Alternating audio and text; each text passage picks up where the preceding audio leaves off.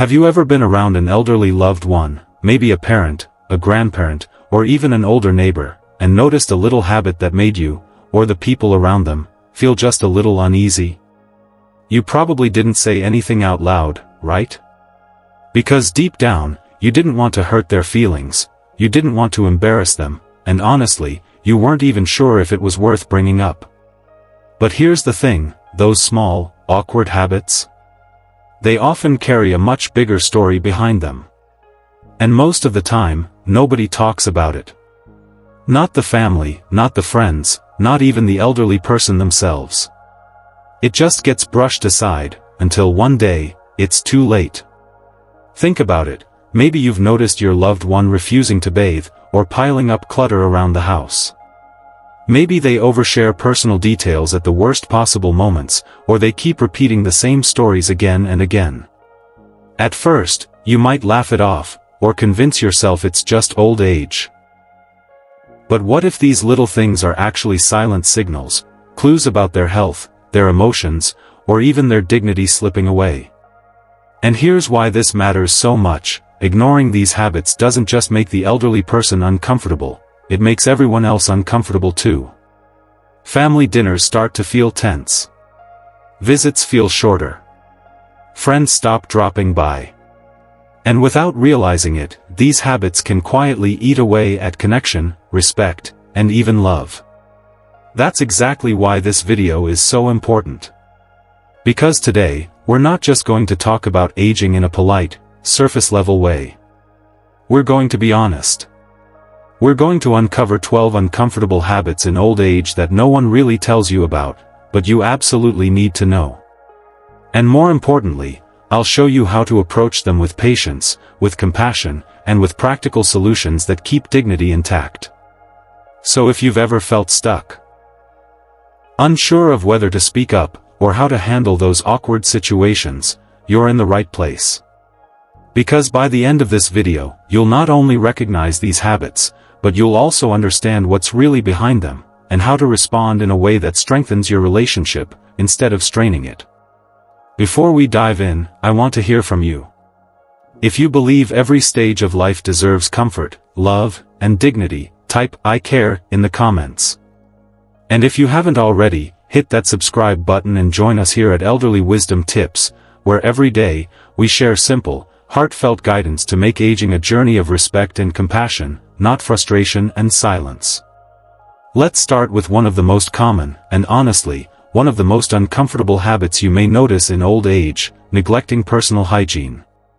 Maybe you've seen it yourself. Picture this: a grandfather who used to take pride in dressing sharp and smelling fresh every morning suddenly avoids showers. He waves it off, saying, "I don't need to bathe every day anymore. I'm fine." At first, you might laugh, or think he's just being stubborn. But over time, you notice the difference: his clothes stay unwashed a little longer, his hair doesn't get combed as often, and that once familiar fresh scent is replaced by something less pleasant. And suddenly, what felt like a small issue starts to affect the way people interact with him. But here's the truth: most of the time, it's not stubbornness. It's not laziness either. Many elderly people skip showers or neglect grooming because it has quietly become difficult for them. Maybe their balance isn't as steady, and stepping into the tub feels risky. Maybe arthritis makes holding a towel or bending down painful. Sometimes, depression creeps in and takes away the motivation altogether. And in cases of memory decline, they may genuinely forget when they last cleaned themselves. Families often make the mistake of thinking, "Oh, they just don't care anymore." But it's rarely that simple. What feels like resistance on the surface may actually be fear, discomfort, or even shame. Imagine how hard it must be for someone who once stood tall and independent to now struggle with something as basic as washing themselves. So, what can you do? Instead of scolding or pressuring, try to make hygiene easier and more comfortable. Maybe set up a warm towel bath on days when a full shower feels overwhelming. Keep the bathroom safe with slip-proof mats and grab bars. Offer gentle reminders, not lectures. And most importantly, protect their dignity. Don't make them feel like a child being told what to do. Approach it with respect, and they'll feel less defensive. And remember this, when you handle hygiene with compassion, you're not just helping someone stay clean. You're preserving their confidence, their comfort, and even their willingness to be around others. Because hygiene isn't just about the body, it's about dignity. But hygiene isn't the only hidden discomfort. Our next point might surprise you even more: hoarding or clutter. Maybe you've seen this in someone you love. Picture a grandmother who holds on to every newspaper, every grocery bag, every empty food container. Her house begins to fill up, not with trash exactly, but with piles of things that she insists are too important to throw away. At first, the family may chuckle. "Oh, that's just Grandma being quirky." They may even tease her about her growing stack of newspapers or the drawers stuffed with plastic packaging. But slowly, what seemed harmless starts to take over the home: crowded rooms, unsafe walkways, a space that no longer feels welcoming. Now, here's the part most people miss: hoarding is rarely about mess. It's about memory, security, and fear. For some elderly people, each item carries an emotional weight, a reminder of a time when life felt fuller, busier, or safer. For others, it's rooted in experiences of scarcity. Maybe they lived through war, economic hardship, or years where every scrap of food or clothing had to be saved. To them, throwing something away feels like losing a safety net. And sometimes, hoarding is an early sign of something deeper, like dementia. Memory changes can lead to confusion about what's valuable and what's not, leaving them clinging to items that make little sense to us but feel essential to them. The mistake families often make is brushing it off.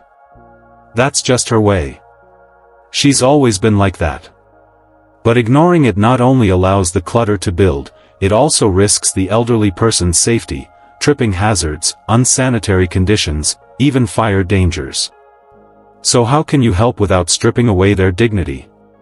The key is respectful decluttering.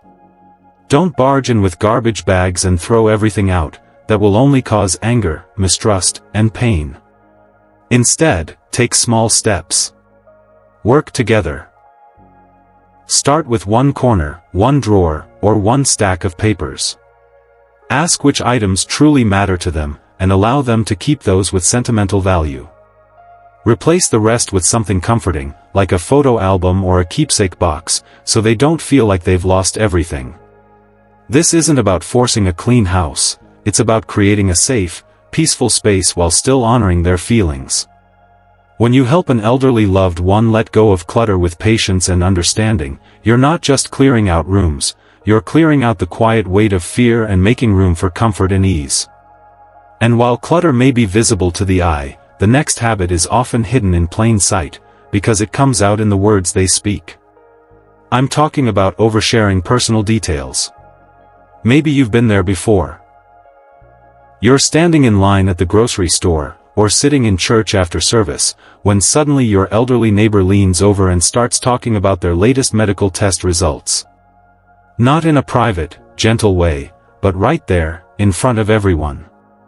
Or maybe it's your parent who starts discussing family finances or personal health struggles at the dinner table with guests around. You feel that sinking mix of discomfort and embarrassment, not because you don't care, but because the timing and the openness feel a little too much. Now, here's the part we often don't think about: this oversharing doesn't usually come from nosiness or attention-seeking. Many times, it's about loneliness, fading social filters, or even mild cognitive decline. As we age, the part of the brain that helps us regulate what's appropriate to share can become less sharp. That filter, the one that tells us, maybe I should keep this private, isn't always as strong as it once was. Combine that with long stretches of isolation, where an elderly person may go days without meaningful conversation, and suddenly, any listening ear feels like the right moment to pour everything out. The mistake many families make is brushing it off by saying, "Oh, they're just talkative," or even scolding them for speaking out of turn. But oversharing is rarely just about talking too much. It's often a quiet signal that they're craving connection, validation, and someone to really hear them. So what can you do? The solution isn't to shame or silence them. Instead, create safe spaces for sharing. Encourage one-on-one conversations at home, where they can talk freely without fear of embarrassing themselves. Ask gentle questions that let them feel heard, because sometimes, all they need is someone to listen without judgment. And when they do overshare in public, don't cut them off harshly. Instead, redirect the conversation with kindness, guiding it toward lighter topics or offering to continue the discussion in private later. This way, you're not just protecting them from uncomfortable moments, you're giving them what they truly need: dignity, connection, and reassurance that their voice still matters. But oversharing isn't the only thing that can leave families uneasy. Sometimes, it's what an elderly loved one refuses to do that causes the deepest concern. And that brings us to another difficult habit: refusing medical help. Maybe this sounds familiar. Your parent is clearly in pain. They wince when they stand, they hold their side when they walk, but when you ask what's wrong, they brush it off. "I'm fine," they insist. "I don't need a doctor." Days pass, maybe weeks, and the pain doesn't go away, it gets worse. And still, they resist. They avoid hospitals, they dismiss appointments, and they insist that nothing is wrong. Deep down, you know something isn't right, but you feel helpless because they won't accept the care they need. So why does this happen? For many older adults, refusing medical help isn't about being careless, it's about fear and denial. Hospitals can feel intimidating, filled with machines, needles, and strangers in white coats. To them, stepping into a clinic isn't just about treating pain, it's a reminder that they're aging, that their body isn't what it once was, that time is moving forward faster than they'd like to admit. And denial often becomes their shield against that reality. The mistake many families make is pushing too hard, dragging them to appointments, booking checkups behind their back, or arguing in frustration. While this may seem like the fastest solution, it often backfires. It strips away their sense of control, making them dig their heels in even more. The better way? Build trust and involve them in the process. Instead of saying, "You have to see a doctor," try asking, "Would you feel more comfortable if we went together, just to check things out?" Offer choices, let them decide which doctor to see, or what day feels best. Reassure them that seeking care isn't about weakness, it's about staying strong enough to enjoy life, to spend more time with family, to keep doing the things they love. When you frame medical help as empowerment instead of punishment, resistance often softens. And the truth is, sometimes all they need is to know they won't face it alone, that someone they trust will be by their side. But refusing medical help is just one form of resistance. The next habit can be even harder to handle, because it shows up not in their actions, but in their words. Words filled with negativity, frustration, and constant complaints. You may have noticed this before: every conversation seems to circle back to what hurts, what's wrong, or what isn't good enough. They complain about the weather being too hot or too cold, about the food not tasting right, about family not calling enough, or about the world going downhill. Sometimes, the negativity feels non-stop, and it leaves you drained, even guilty for not wanting to be around them as much. But here's the truth: constant complaining isn't usually about ungratefulness. It's often about pain, frustration, or feeling invisible. Imagine living with aching joints every single day, or waking up tired no matter how much you sleep. Imagine watching the world move faster while you feel yourself slowing down. Add to that the loneliness that so many elderly people face, and it's no wonder their words carry more weight than joy. Complaining becomes a way to release what they can't fix. It's a cry for someone to notice, to listen, to care. The mistake many people make is dismissing those complaints. "Oh, you always say that," or "You're just being negative." But to them, those feelings are very real. And brushing them off only deepens the sense that no one understands. So what can you do? Start by listening, not with impatience, but with patience. Acknowledge their feelings. Sometimes, a simple, "I hear you" or "that sounds tough" can make a world of difference. But don't stop there. Gently guide them toward positive outlets. Encourage small hobbies they enjoy, like gardening, knitting, or even just sitting outside for fresh air. Suggest light exercise, which can ease pain and lift mood at the same time. And most importantly, remind them of the good. Celebrate the small victories, the moments of laughter, the stories worth remembering. Because negativity often grows in silence. When you meet it with compassion and gentle redirection, you don't just ease their burden, you help them rediscover little sparks of joy. But while words can carry weight, sometimes the most telling sign is when the same words keep returning again and again. That brings us to another habit. One you've probably noticed before. I'm talking about the habit of repeating stories. You've probably noticed this with an elderly loved one. They begin to share a memory, a story from their childhood, a tale about their first job, or maybe the same story about when you were little. You nod, you smile, but deep down you're thinking, "Didn't I just hear this yesterday? Didn't we already talk about this at breakfast?" And sometimes, it's not just once or twice, it's the same story every single time you see them. Now, it's easy to assume this is only about memory decline. And yes, in many cases, it is connected to changes in memory that come with aging, or even conditions like dementia. But here's the part most people miss: repeating stories isn't just about forgetting, it's also about a deep need to feel heard. Think about it. That story they keep telling isn't random.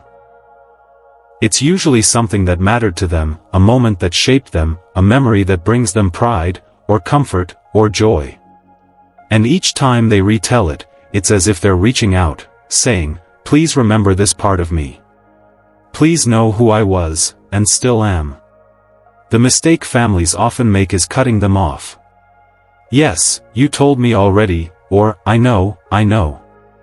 And while those words may come from impatience, to the elderly person they feel like rejection, like their memories, their voice, their very identity no longer matter. So instead, here's a better way: lean in. Instead of shutting down the story, ask a deeper question. If they tell you about their first job, ask what their boss was like, or what they spent their first paycheck on. If they share the same childhood memory, ask what the neighborhood looked like, or who their closest friend was. You'll be surprised how much more they open up when you show interest. Because repeating stories isn't always about forgetting. It's about remembering together. It's about connection. And when you choose to listen instead of turning away, you're giving them one of the greatest gifts, the feeling that their life still has value, that their voice is still worth hearing. And while listening with patience can warm the heart, mealtimes often reveal another habit that families find hard to ignore: poor table manners. Maybe you've seen it, an elderly loved one eating loudly, smacking their lips, spilling food across the table, or even pushing utensils aside and deciding to eat with their hands. At first, it can feel uncomfortable, maybe even embarrassing, especially if guests are around. But before you judge or let frustration creep in, it's important to understand what's really going on. Poor table manners in old age are rarely about carelessness. More often, they're tied to changes in the body. As we grow older, motor control begins to decline.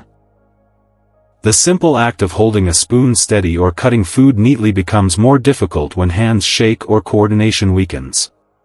Add in dental problems, like missing teeth or dentures that don't fit quite right, and suddenly chewing or swallowing properly becomes a real struggle.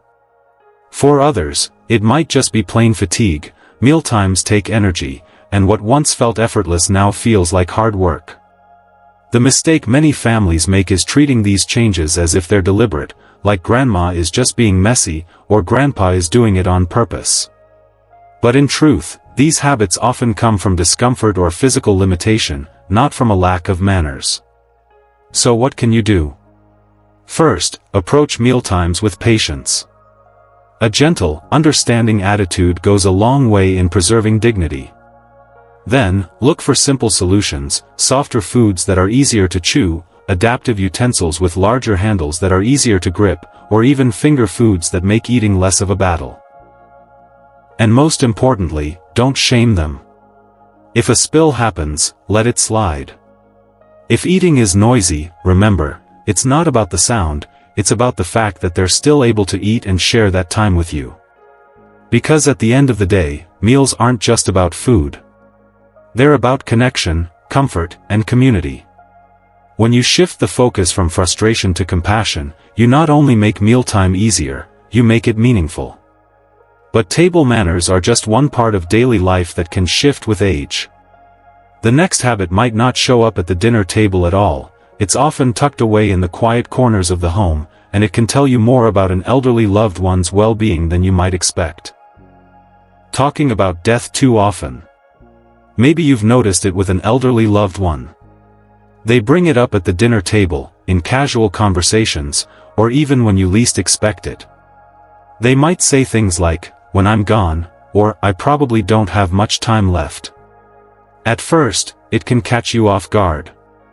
Sometimes it feels uncomfortable, even overwhelming, to hear those words over and over again. But beneath those statements lies something very human, something that deserves our patience and understanding. Why does this happen? For many older adults, speaking about death isn't meant to alarm you, it's their way of processing mortality. As the years pass, they're more aware of life's fragility, more conscious of the time they have left. Sometimes, it's not fear of dying that makes them speak this way, but rather a fear of being forgotten. They want to know their life mattered, that their stories, their struggles, and their sacrifices won't just vanish when they do. Now here's where families often make a mistake. They brush it off. They'll say things like, "Oh, stop talking like that," or "You're not going anywhere anytime soon." And while those words are well-intentioned, they can leave an elderly person feeling dismissed, as though their thoughts and feelings about life's final chapter don't matter. But here's the truth, shutting down those conversations doesn't take away the fear. It only pushes it deeper inside. What helps instead is engaging with compassion. If they bring up death, use it as a chance to talk about legacy, memories, and meaning. Ask them about the stories they want to pass down. Encourage them to share lessons they've learned, or traditions they hope the family will carry forward. Sometimes even asking, "What do you want us to remember most about you?" can turn what feels like a dark conversation into one filled with love, honor, and healing. You see, when you treat these moments not as something to silence, but as an invitation to connect, you give them peace. You help them feel seen. You remind them that their presence, past, present, and even future through the lives they've touched, still holds value. So the next time an elderly loved one speaks about death, pause before you wave it off. Listen. Hold their hand. Let them know that their life has meaning and that their memory will live on in those who love them. Because death may be a reality, but so is love. And when love is spoken louder, it eases fears in ways no silence ever could. And yet, not every habit in old age carries words. There's another habit that creeps in quietly, almost unnoticed at first, withdrawing from social activities. Maybe you've seen it. A parent who once loved family gatherings now makes excuses to stay home. A grandparent who used to laugh the loudest at birthday parties now chooses to sit alone in their room. At first, you might think, they're just tired, or they're not in the mood today. But when this withdrawal becomes a pattern, it's a signal that something deeper is going on. Why does this happen? For many older adults, stepping away from social life isn't about losing interest in people. Sometimes, it's depression quietly pulling them back into isolation. Other times, it's something as simple, but as painful, as struggling with mobility. The thought of walking into a crowded room, fearing they might stumble or not be able to keep up, makes staying home feel safer. And in many cases, hearing loss plays a huge role. Imagine sitting in a room full of conversations, but all the words sound muffled, blurred, or incomplete. Instead of facing the frustration of constantly saying, "What? Can you repeat that?" some elders would rather stay silent, or stay away altogether. Here's where families often miss the mark. They assume it's just a sign of age, that their loved one is becoming antisocial. But it's not about disinterest. It's about fear, frustration, and sometimes sadness. And when we dismiss it as simply a phase, we risk leaving them feeling invisible, cut off from the very connections that keep life meaningful. So what can you do? Start small. Encourage smaller gatherings instead of overwhelming events. Instead of a noisy family reunion, maybe it's just tea on the porch with 2 or 3 loved ones. Bring the joy of connection into their comfort zone. Invite them into family decisions, no matter how small. Ask for their opinion when planning meals, trips, or even what movie to watch together. These little gestures remind them that they still matter, that their voice is still important. And here's another gentle approach: try light activities at home. A card game at the kitchen table, a short walk in the yard, or simply sitting together while listening to music they love. These moments don't need to be grand, they need to be consistent. Because consistency builds comfort, and comfort slowly opens the door to connection again. The truth is, withdrawing from social life is rarely about not loving people. It's about fearing the difficulties that come with engaging. But when you meet them halfway, when you create safe, loving, and pressure-free ways to connect, you remind them of something powerful, that they're not a burden, they're not forgotten, and they still belong. And while social withdrawal can be disheartening to witness, let's look at a habit that can feel especially confusing and, at times, heartbreaking, when an elderly loved one becomes overly suspicious or even paranoid. You may have noticed it before. A parent insists that money is being stolen, even when it's safely in their wallet. A grandparent accuses neighbors of spying, or whispers that someone in the family is plotting against them. At first, you might laugh it off, thinking it's just a strange idea they picked up. But as it continues, you start to see the weight of fear in their eyes, the unease in their voice. So, why does this happen? Sometimes it's rooted in cognitive decline. When memory begins to falter, the brain tries to fill in the gaps with explanations, and often those explanations lean toward suspicion. Other times, it's the side effects of certain medications that can stir up confusion and paranoia.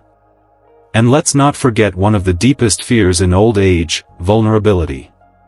When someone feels that their independence is slipping, that their world is harder to control, suspicion can become a way to make sense of that loss. Now, here's where families often stumble. Out of frustration, they argue back, trying to prove that the suspicions aren't true. They say things like, "Mom, no one is stealing from you," or, "Dad, that's ridiculous, why would anyone be watching you?" But to your loved one, the fear feels real. And when you dismiss it outright, it doesn't calm them, it makes them feel even more isolated, more misunderstood. The more compassionate path is reassurance. Instead of debating, you can say something gentle, like, "I understand why that worries you. Let's look at it together so you can feel safe." Small words, but powerful in easing anxiety. Avoid arguments, because in these moments, logic often doesn't win, comfort does. And if paranoia escalates, if it begins to dominate their daily life or strain relationships, this is the time to seek professional guidance. A doctor can review their medications, check for underlying health conditions, or suggest supportive therapies. What matters most is remembering that paranoia doesn't make your loved one difficult, it makes them scared. And fear at that stage of life can feel overwhelming.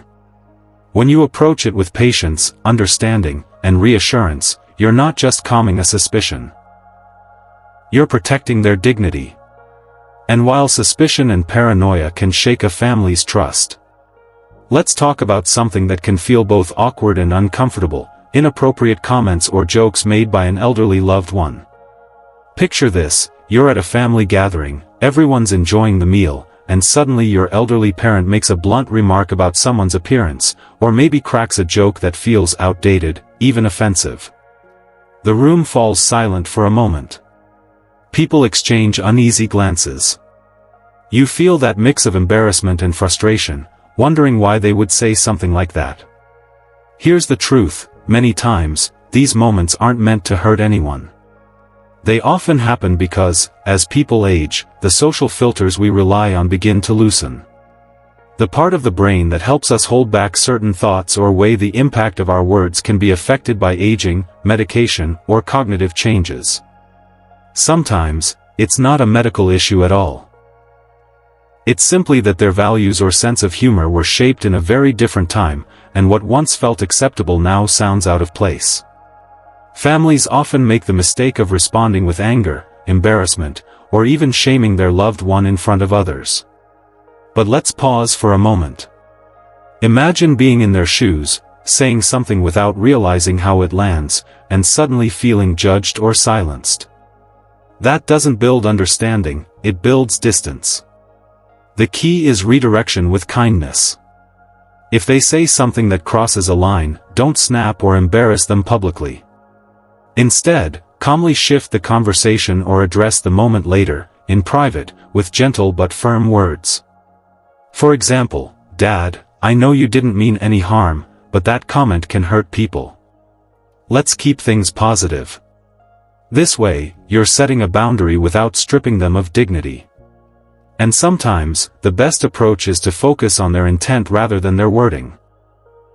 Often, underneath the awkward comment is a desire to connect, to be funny, or to be part of the conversation. By giving them another chance to engage in a more positive way, you honor that need without ignoring the impact of their words.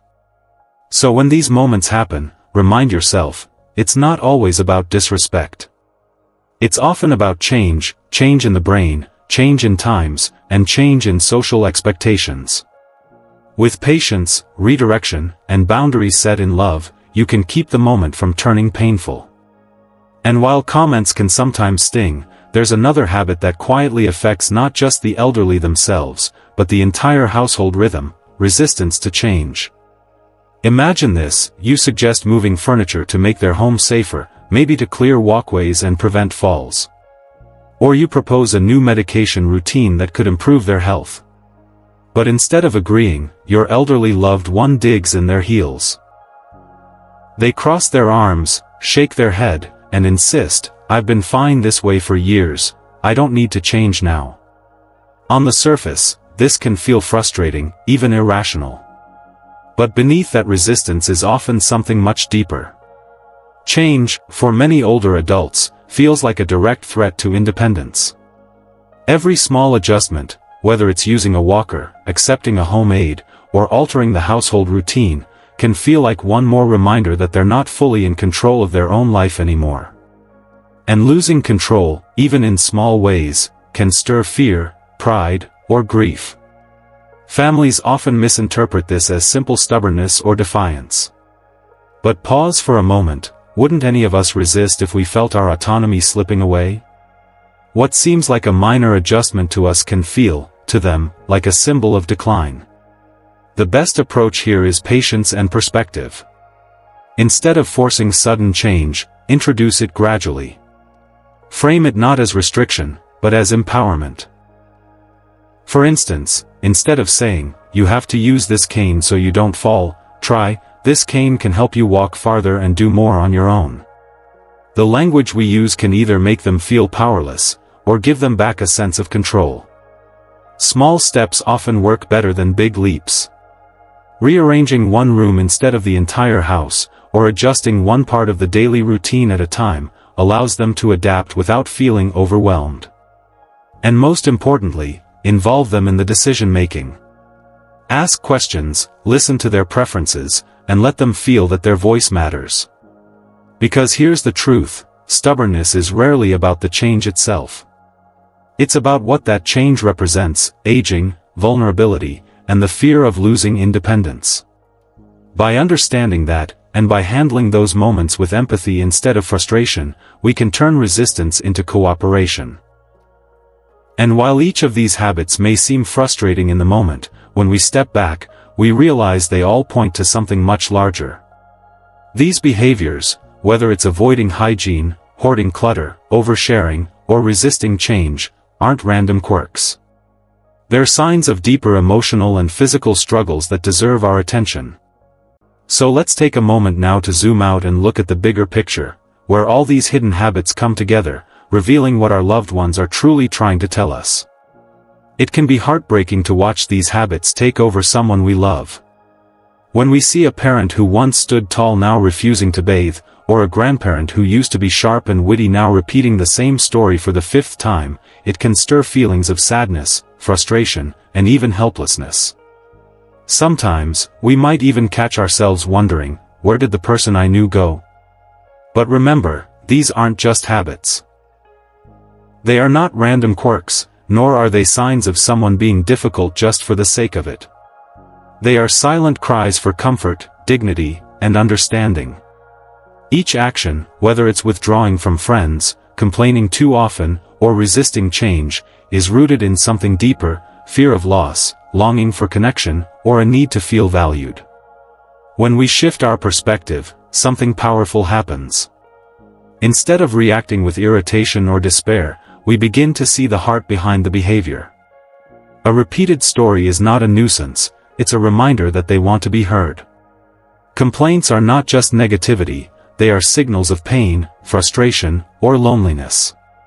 Even stubbornness is not defiance, it's a desperate hold on to independence.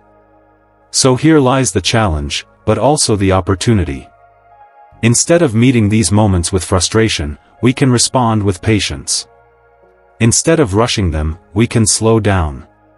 Instead of correcting them harshly, we can listen gently. Small acts of love, when repeated consistently, create a safe space where our elders feel respected. Something as simple as holding their hand, asking them to share a memory, or involving them in small daily decisions can restore a sense of control and dignity. Because old age is not just about decline. It is not just a season of loss. It is also about creating moments of peace, connection, and meaning. It is about helping them feel that, even in their frailty, their life still matters. Their presence still matters. And here's the truth we must hold close: we cannot change the reality of aging, but we can change how it feels. We can make this stage of life one filled with compassion, warmth, and a sense of belonging. And when we do, we not only ease their burden, we also strengthen the bond that will one day be the legacy we carry forward. To recap, we uncovered 12 common habits. Ranging from neglecting hygiene to hoarding clutter, from oversharing personal details to refusing medical help, from complaining too often to repeating stories, from poor table manners to constant talk about death, from withdrawing socially to becoming suspicious or paranoid, and even those awkward moments of inappropriate jokes or stubbornness about change. On the surface, these habits may feel frustrating, awkward, or even embarrassing. But as we've discovered together, each one hides a deeper message. They are not simply bad manners or quirks. They are signs of pain, fear, longing, or the need for reassurance. And when we look at them through that lens, we see not just habits, but expressions of humanity. Now I'd love to bring you into this conversation. Which of these habits have you noticed in your own family or among the elders you care for? Do you agree that some of them are misunderstood? Or perhaps you found your own gentle ways of handling them with love and patience? Share your thoughts in the comments. I'd love to hear your perspective, and I know many others in this community will benefit from your experiences too. And if this video helped you see elderly life in a new light, if it reminded you to look beyond the surface and into the heart of what aging truly means, then take a moment to like this video and subscribe to Elderly Wisdom Tips, your home for practical advice, compassionate insights, and meaningful conversations on aging with dignity and care. Your support helps us reach more families, more caregivers, and more people who want to make this stage of life as rich and meaningful as possible. Thank you so much for watching, for caring, and for choosing to be part of a world where our elders are not dismissed, but valued. Stay kind, stay informed, and remember, every stage of life deserves respect. I'll see you in the next video.